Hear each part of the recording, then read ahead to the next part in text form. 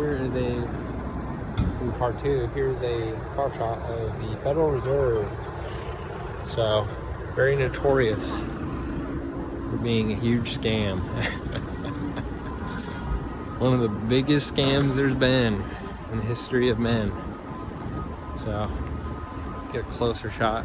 A bit bright, and I'm sure some of the more astute viewers have noticed my hat is different.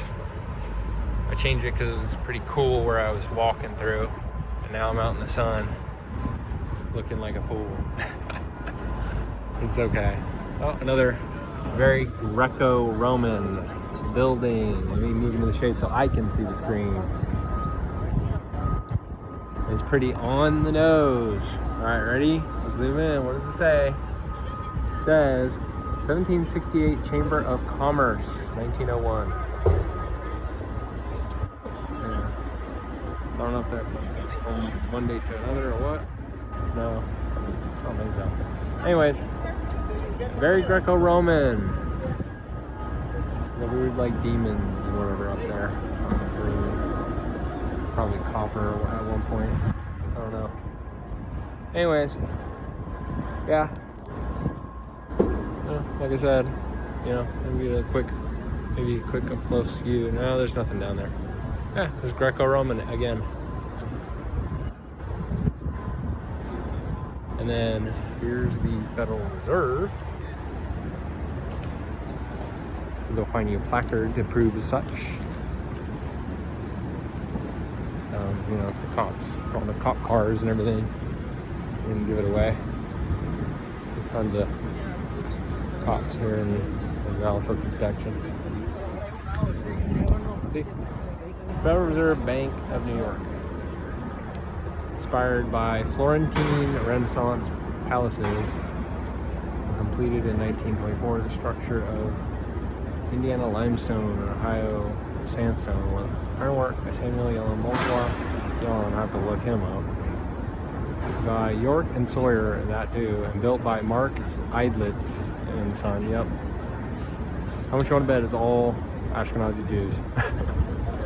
5 stories are below street level with subterranean vaults resting on bedrock. Okay. Blah, blah, blah. Big Jewish scam to rob the American people of their own money. This is not a federal institution. They say Federal Reserve is a complete lie. This is a private banking institution that prints American government's own money and gives it back and lends it to them. So the American government doesn't even control its own currency. They allowed the Federal Reserve Act of 1913 to pass overnight. It was just scammed in there, like a lot of things in human history, but as well as American history, is a lot of the really important stuff always seems to happen late at night when there's barely anyone there to vote. And usually the opposition party to anything these wicked characters want to do just happens to be killed off in private and sometimes glorious fashion to send a message. So yeah, this is a big wicked monument to the now dying US dollar system. So it's a pretty wicked institution that has been pretty revealed by this point by a lot of people, but unfortunately a lot of people aren't learning the mistake of how this institution came to pass, and are likely going to fall for the next one. So they're just doing away with with an institution like this to bring in the next system of control that's even more controlling. It's more invasive into your life, more inescapable. So, right, all the little cheats and avenues that people have to cheat, right, the Federal Reserve or defeat the U.S. dollar system. It has all sorts of institutions, right. Sorry, I'm not trying to translate what my brain has knowledge and such, and wants what it wants to say. This dog. He just laid down and rolled right in the middle of the road. Anyways,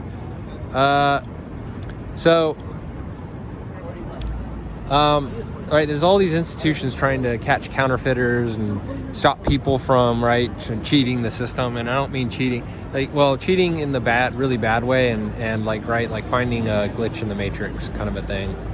So they have all sorts of ways, but there's still too many ways that you can make a decent living without having to bow down to, the harlot system, at least totally surrender to it. And that's why the next financial system is being prepared, and people are being prepared for that, is so that there's absolutely no way to cheat it, at least in their eyes. Like, there's still God. God will have ways for people to survive, but anyways. So, yeah. Look how it'd be interesting to look to see if all those characters that were involved with designing and building this are Ashkenazi Jews, and just look at how absolutely there's no character to this building whatsoever. No character, no inspiration, or no creativity. It is just blocks of limestone. It's ugly as sin. So, anyways, that's all I see for now. This area, but that is definitely not. Yeah, there's definitely not no Shemitic, Abrahamic connection there. Man, that is some seriously just wickedness. Every time I look at it, I'm just like, this building's just wicked. It's just a big, ugly fort. Right? And it's like, this is like an enemy territory. It's right in the middle of American territory. It's been this big monument and fortress that's been allowed to oppress this very country. So, is one of the sad things about America is like how much witchcraft and stuff that has been done on this nation, and it's largely until recently like there's been ignorance, but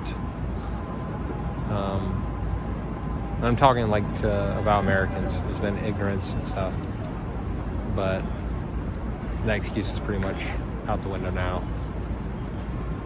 But it's just insane the level of witchcraft that's been in this country. Look at this thing right here. I just noticed. This stuff's all over the place. Like, yeah, what's that? Freemasonic, very obvious Freemasonic, right? Just saying, oh, I'm Alex Moss and A&M. Oh, wow, I'm so creative. And yet, why is he creating the Masonic logo right there?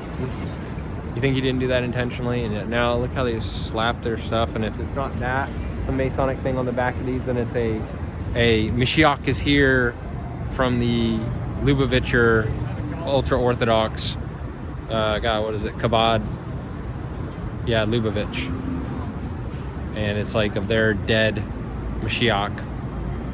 He's been dead a while now. Insanity, man. I don't know when y'all's gonna do it, but man, I'm pretty sure he's gonna wipe the city out. It's just disgusting. So, anyways, all right, that's it. Bye-bye.